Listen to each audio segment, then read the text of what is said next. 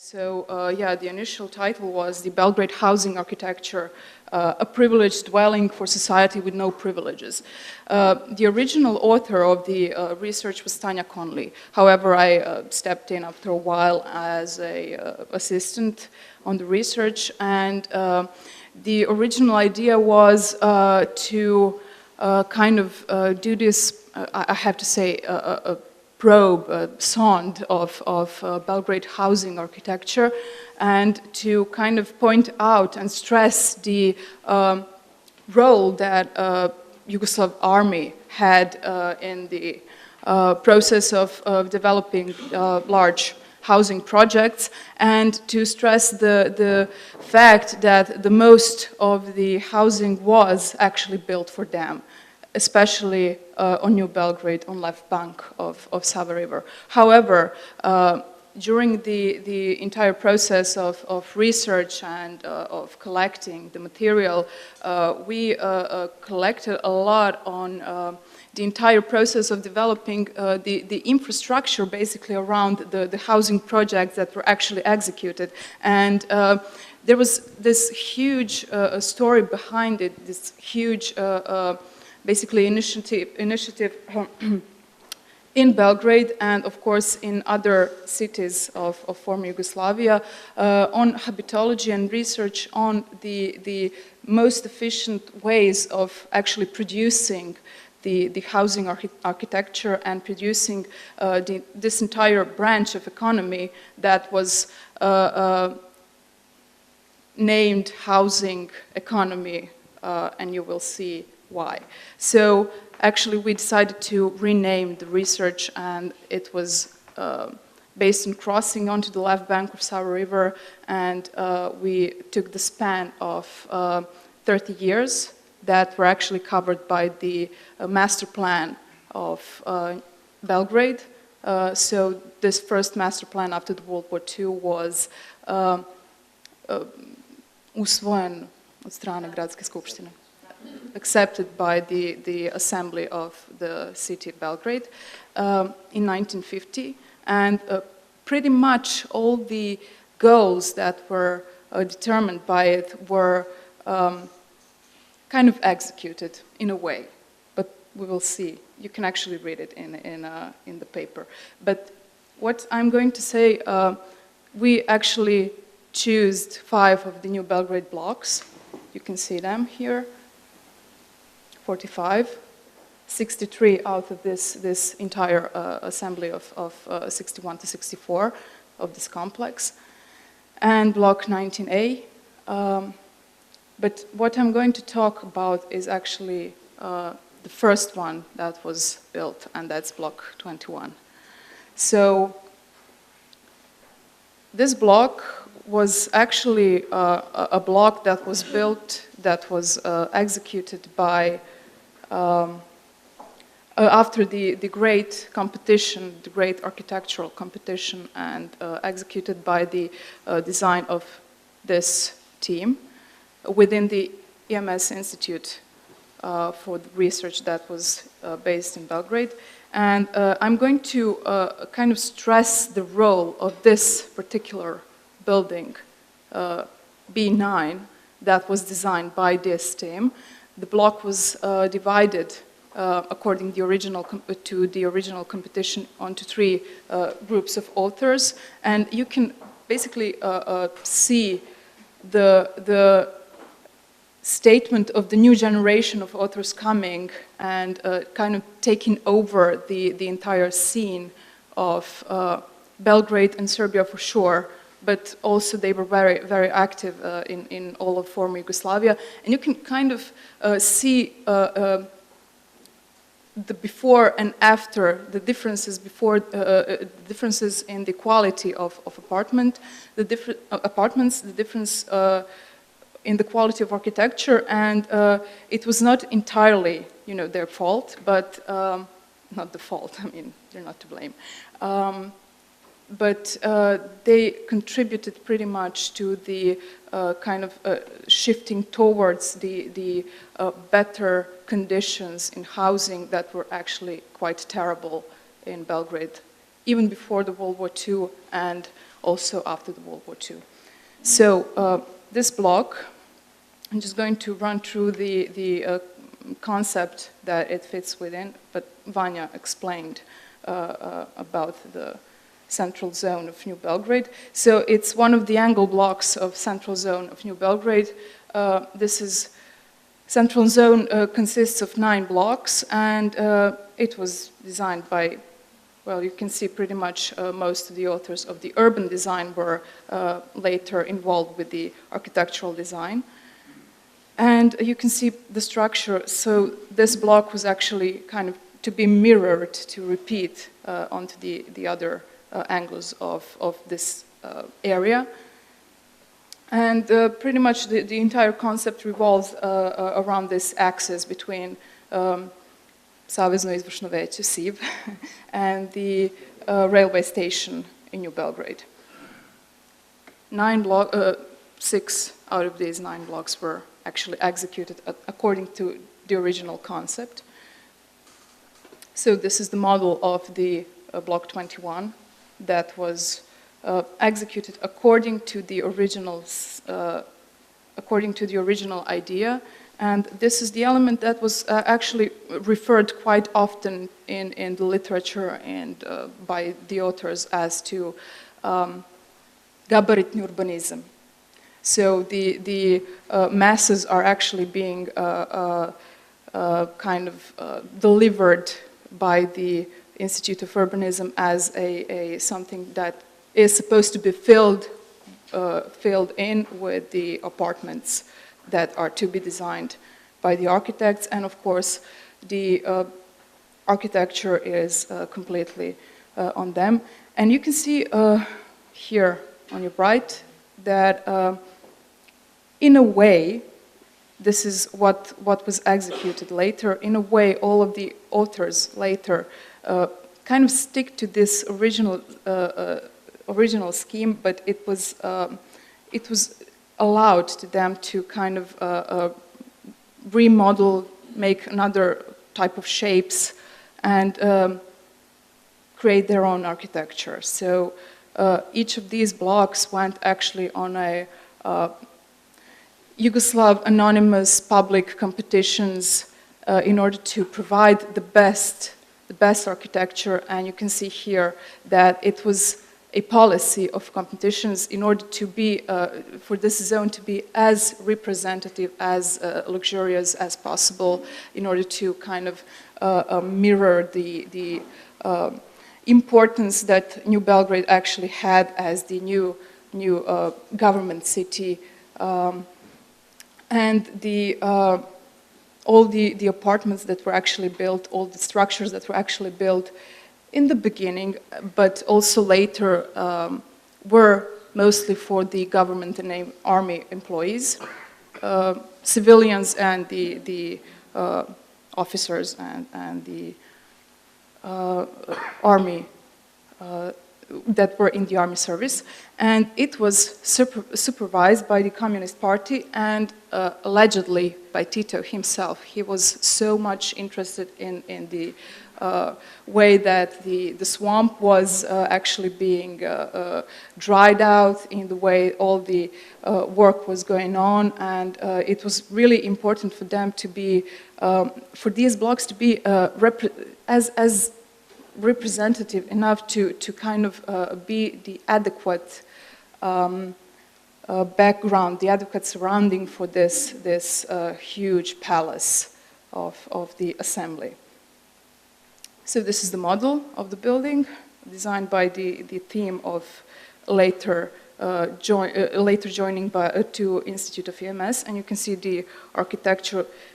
As the author said, they wanted it to resemble, in a way, Weissenhof architecture, and wanted to be the distant kind of reference of this architecture, but yeah, interpreted in a modern way. But this is actually what I wanted to tell you about, because this research actually revolves around the habitology studies and around the housing structures. So you can, the entire block consists of 6 skyscrapers, 1 meander, you saw it's the great structure over there, and 2 horizontal blocks. And these are the 2 horizontal blocks that I actually mentioned before. So this is the old generation, and this is the new generation. They completely broke it into bits and pieces and tried to kind of isolate, make the adequate zoning in order to kind of reciprocate the lacks of the architecture that was quite modest in terms of the quality and in terms of the, areas that were actually given per resident here, and it's 16 square meters per person net. So the other thing was the way they treated the ground floor. So they wanted to make all of the additional services were here in this ground floor as much as possible. It was within this structure, and some of the structures were meant to be built within the block, but it's just like Sarajevo case. It never happened actually because the housing had the highest priority. And you can actually see the cross-references between several of the researchers here, and it kind of provides the milieu of the entire era. So you can see here it was a cafe, there was a restaurant, there was a kindergarten. Then the entire shift for the entire critique and shift from the kind of old Louis furniture that the furniture industry still produced to these new modern forms that fit in with the modular schemes that they were designing for this rational housing architecture. And you have habitology studies that many of the authors continued to produce. So here you can see these circles, and at the beginning it was all about the placing of the installation, where the water is going to go and where the sewer is going to go. And then you have this shift when Čanak and the entire habitology center came and started working, dividing into night and daily zone, and trying to see how this is going to work with all the daily activities. And then later you have the needs, basically, the needs of the residents, and you can see them. It's either children or parents or whoever. And you also have the construction sites that are actually being quite well supervised. You have the well done communication between the offices, between the authors and the people actually working on construction sites and trying to improve the entire scheme and the entire systems that you're going to listen later when the prefabrication is going to take place, and trying to kind of design the adequate structures in order to meet the demands of this housing industry. And I just wanted to stress out the sources that we kind of had to cross-reference. So it's both the articles and the technical documentation. So yeah, you can see that. I have additional material if you want to take a look at it. Thank you.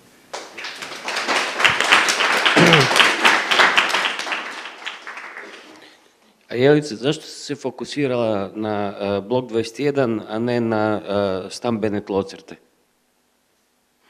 Na tradiciju ovoga takozvanog beogradskog tlocrta, koji je jedna od interesantnih stvari koje su uopće izašle iz arhitekture prostora bivše Jugoslavije. Ovdje si do neke mjere pokazala neku schemu unutar tog te pomalo sulude situacije da dobiješ gotovi gabarit u kojem moraš gurati stan, ali kasnije se dešava zbilja interesantan razvoj stambenih tipologija koje jesi pokazala kroz jedan tlocrt, ali ga nisi detaljnije objasnila, da nam samo malo ispričaju o tim habitološkim studijama, o ovom centru, to jest ovom odjelu za istraživanje stanovanja u sklopu IMS-a. Mislim da to je vrlo zanimljiva priča u 2 minute, koliko je moguće. Zašto sam ja zapravo izabrala blok 21? Zato što se čitav taj tim koji je osnovao Centar za habitološke studije, Centar za istraživanje stanovanja pri institutu IMS,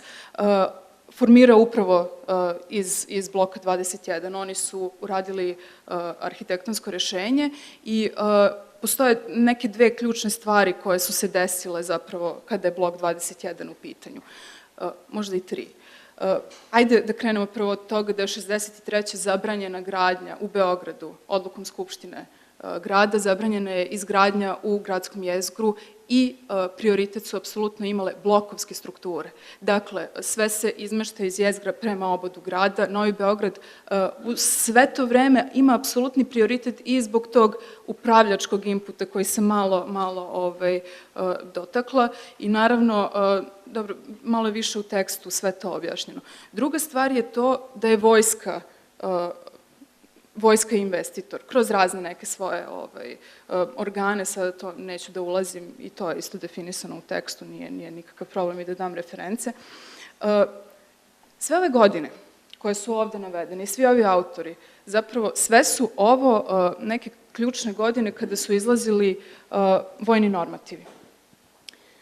Međutim, ti vojni normativi, postojala je ta neka politika da vojska koja je bila investitora, vi ste imali investitore, jesu to bila državna preduzeća ili su bile određene društvene jedinice ili organi upravljanja ili kako već, ali oni su bili investitori sa određenim fondom, sa određenim budžetima, sa određenim kanalima finansiranja i u zavisnosti od svoje jačine, a vojska je imala najveću moć prosto, oni su izdavali prosto pravili porudžbine i vojska imala snagu da napravi svoje nekakve normative, koji nisu bili dobri. Ovo su godine kada su izlazili normativi vojni. Bajlonu je prvom zapalo da, i on se i smatra za osnivača te Beogradske škole stanovanja. Međutim, on je dobio da iskomentariše stanove koji su već napravljeni bili i u Splitu, i u Sarajevu, i u Đakovu, i Beogradu, gde sve ne. I on je napravio taj stan 1 i 2, taj katalog, gde je cilj tog kataloga je prosto bio da se uoče ups and downs i da se smanje razlike u stanovanju oficira na saveznom nivou. Znači, pošto se oni tako često šetaju iz jednog grada u drugi, da prosto ne osete na tom nekom stambenom nivou neku veliku razliku i da ne budu uskraćeni na neki način. Čanak projektnim zadatkom dobija te normative u ruke i on projektnim zadatkom dobija tabelu popisne komisije Beograda, gde se kaže da stanovi na Novom Beogradu ne smiju da budu ispod druge kategorije stanovanja. Tabela je prosto tabela vrednovanja u kojoj se vrednuje da li imate sanitarni čvor, da li je zgrada opremljena liftom. To je niz nekih parametara i imate 7 kategorija i 8 nije za život. I Čanak kaže, znači, blok 21 su pravili bez tih pravih normativa i onda je on krenuo da zapravo kroz neka svoja istraživanja, razradu upravo onih skema koje ste videli tamo, zašto sam stavila staru i novu generaciju na istom mestu, on polako kreće da razmišlja o toj habitologiji i upravo taj tim koji je on okupio za blok 21 odlazi u institut IMS, oni im odnose, oni su dakle dobili na osnovu idejnog rešenja, dobili su taj konkurs, oni odnose projekat na razradu institutu IMS, koji je imao taj neki proizvod o kojem ćete slušati malo kasnije kada se bude pričalo o prefabrikaciji, i oni kreću da razrađuju prosto uklapanje u sistem, šta su potrebe korisnika, kako ćemo da odvojimo dnevnu, noćnu zonu, kako ćemo tu da kombinujemo razne generacije. I od 65. prosto počinje da taj institut postoji, on izlazi sa novim vojnim normativima, ali prosto kroz niz tih konkursa, kroz niz idejnih rešenja, jer su ipak te arhitekte bile civili, to polako prelazi, njihovo iskustvo polako prelazi na druge grane, na druge, grad polako počinje da preuzima te normative, ta iskustva i na kraju, dobro, Lojanica je 75. radio blok 19, a opet za vojsku, to je malo još zakomplikovao, ubacio još niz nekih parametara kada je u pitanju habitologija i naravno 83. uz niz nekih revizija prethodnih, ali izlaze konkretno možda najpotpuniji list, službeni list koji izdaje Skupština grada Beograda sa vrlo preciznim normativima koji su prosto imali za cilj, sada je tu već na snazi društveno usmerena izgradnja, prosto su imali za cilj da spreče kolebanje u stanovanju uopšte i da se definiše šta je to, zašta mogu da idu društvene pare, do kojih granica 99 kvadrata mogu da budu društveni stanovi, iz kojih se fondova finansiraju i prosto na koji se način uređuje čitav taj proces projektovanja, schema gradilišta, posle i nizom nekakvih akata se to još više precizira. Ukratko. Iz pedagoških razloga da ti postavimo pitanje, koje su dvije glavne karakteristike i kvalitete beogradskog stana, pogotovo u ovoj najrazvijenijoj varijanti u bloku 19 stavova? Dvije. Fleksibilnost. Bravo, to je jedna, a druga? Druga? Ajde, ja ću da se odlučim za ovu kružnu vezu. Bravo, odlično. 5. Hvala, Jelice.